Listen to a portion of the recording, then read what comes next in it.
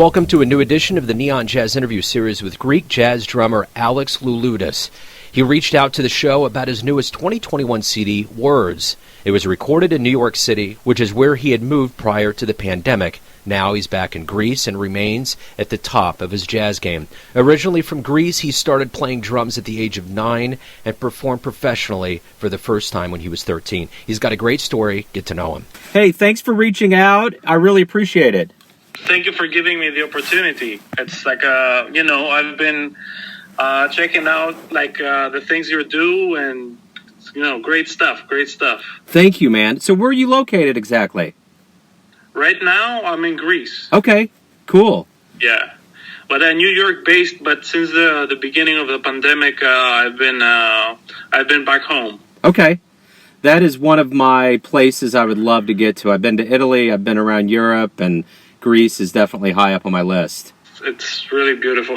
Yeah. I mean, I'm from here, but I can still being from here. I can appreciate the beauty.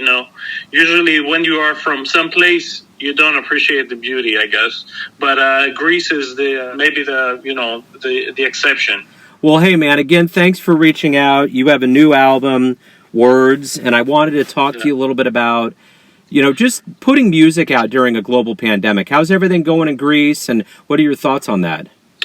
Well, things in Greece are weird, I guess. But there's nothing going on, and we stay home a lot, and we're not really allowed to travel. Right now, I live in a city. I live in Thessaloniki, which is the second biggest city of Greece. Yeah, I don't have a lot of places to go. I just walk on on the streets in the city.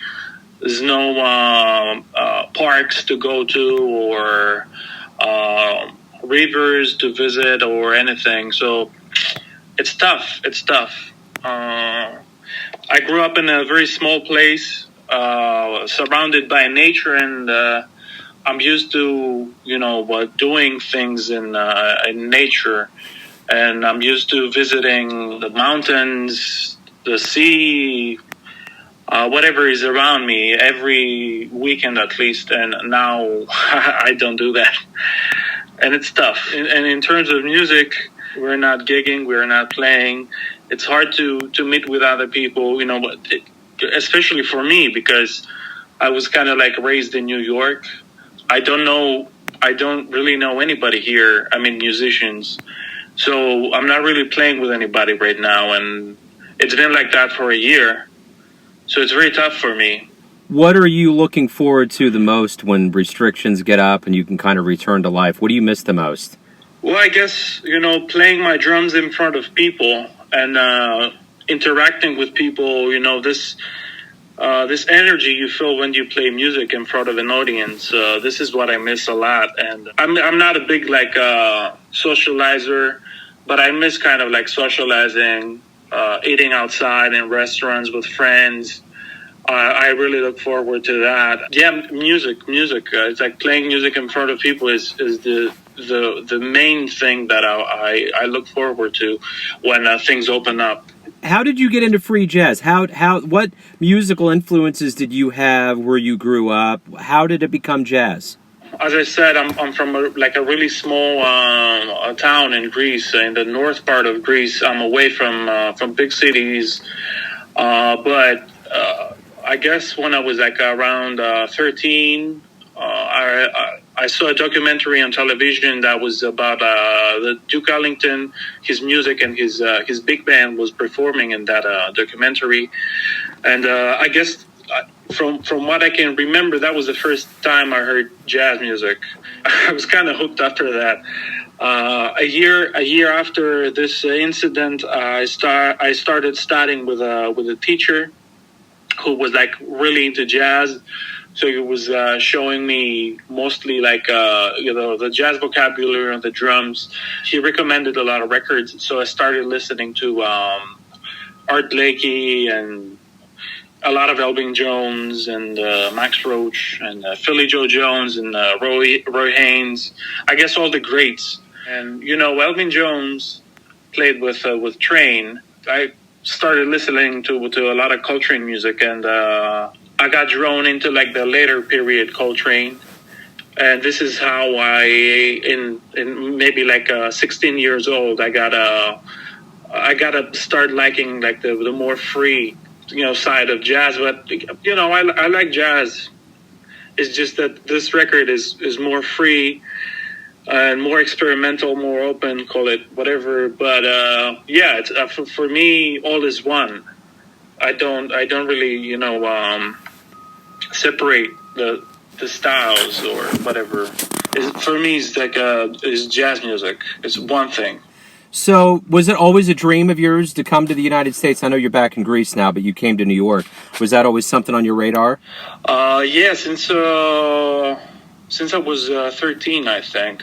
When I was 13, I heard about the Berklee College of Music, which I never attended. I heard that there's a lot of great musicians there, and there's a lot to learn, especially being a drummer. Because from like that age, I was I understood that the drum set is like the kind of like the traditional instrument of the African diaspora, or not the African diaspora, but the African American traditional instrument, kind of invented in the United States. So I understood that if I wanted to play this instrument in the best way possible to reach the highest level of ability in the instrument, I needed to go to the source. I needed to go to the States. When I kind of like decided that when I was 13, 14 years old. Why do you love jazz? I guess the music gives me the freedom that I hope to have in my everyday life, and in my dealings with people and situations. And in jazz, jazz for me is a way of doing things. It's not just some phrases that you learn and you repeat, or an idiom or something.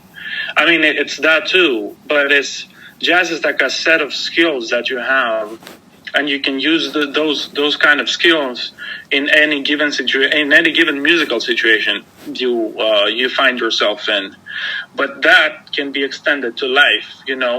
I guess the spirit of improvisation can be used in our everyday dealings, and also there's a lot of equality in the way we are performing jazz, and this can be also used in the dealings of everyday dealings. Do you have plans when things slow down to go back to New York? Right now, I don't know, to be honest with you. I have no idea, because all the plans that I had, all the planning or the gigs and everything I had was, of course, canceled, and I really don't know. This has been a big time of self-reflection for people during the quarantine. What have you learned about yourself and how you do music and live your life that's kind of been new or like a revelation to you? I guess what I've learned is that I cannot like force myself to be something that I am not, and that starts with music. I've realized, and with the release of that record of Words, I've realized that I play my best when I'm I play my best in a context that I feel comfortable in. That is great to itself. So I don't really need to force myself to do everything. I can just do the things that feel natural. This is the one big lesson that I've learned, especially with the release of the record. And then I've learned that I've been in Greece for a year now, so I've realized that creation knows no space limits. So I can be in Greece and be equally creative, and I be equally creative as I am in New York City. When we do return to live music, what do you hope we all realize about this long time away from live music? What do you hope that we feel from this time away and that we come back and feel?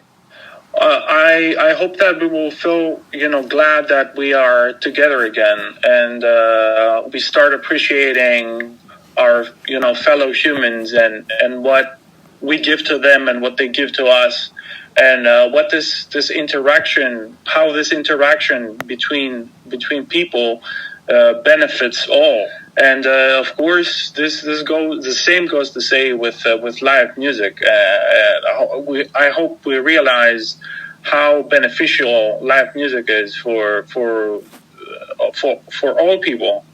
Right on. So my final question to you is this: everyone has a perception of who they think you are.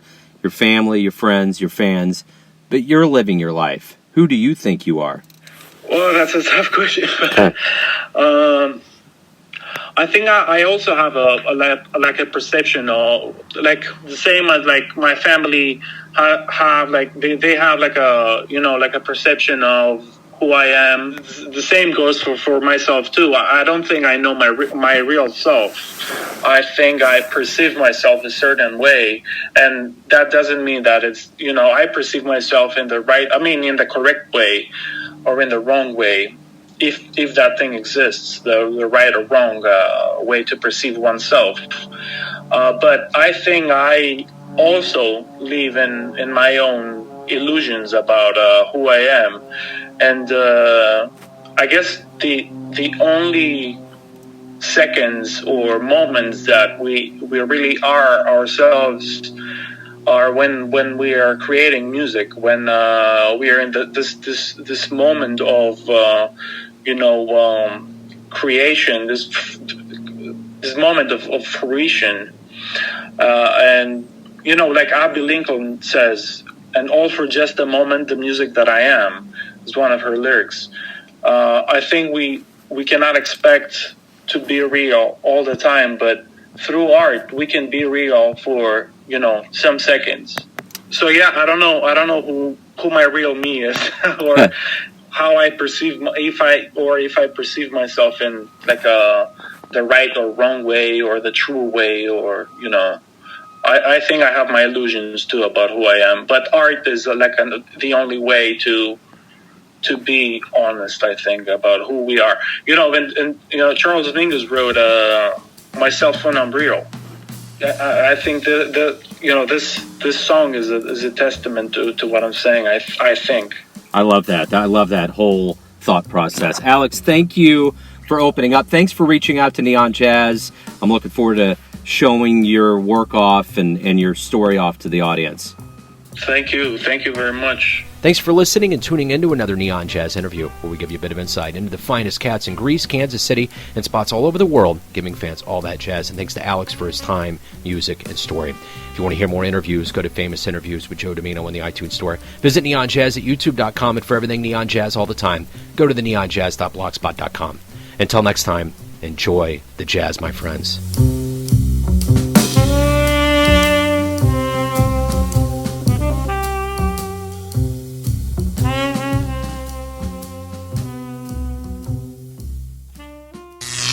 Neon Jazz.